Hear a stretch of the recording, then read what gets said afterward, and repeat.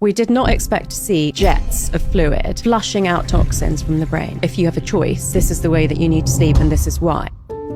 You're a neuroscientist. There's a lot of people who have dysfunctional sleep. We live in a world where it's increasingly difficult to have great sleep.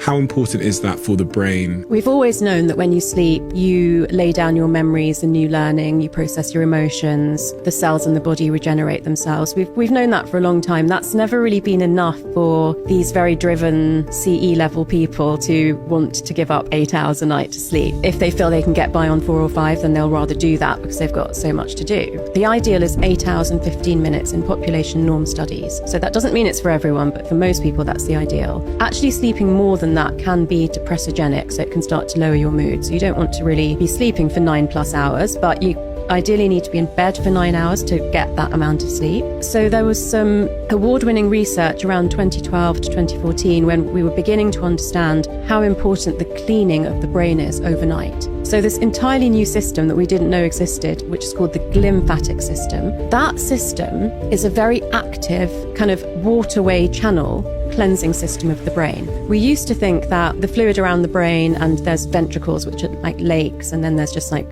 trickling areas that sort of passively drip through the brain overnight. We did not expect to see like jets of fluid flushing out toxins from the brain. So the exact things that we see in the pathology of dementing diseases like Alzheimer's and Parkinson's, like tau proteins, amyloid plaques, and neurofibrillary tangles. How do you say that in English? Those things are being flushed out of the brain very actively overnight.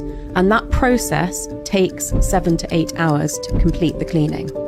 That's why you need to be in bed for 8 to 9 hours. So it takes 7 or 8 hours of restorative sleep, or just being in bed? Just sleep, not in bed. If you're in bed awake, you're not asleep. You have to be asleep. Just taking 7 or 8 hours to flush this stuff out of your brain. So one of the things I do say to people who don't sleep well is, if you find yourself awake at night and you're not lying on your side, turn yourself onto your side, because that's the best position for this cleansing process.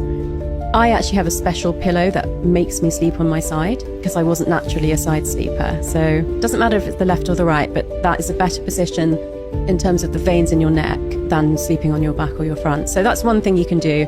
Oh, you woke up, your sleep was disturbed, at least turn yourself onto your side.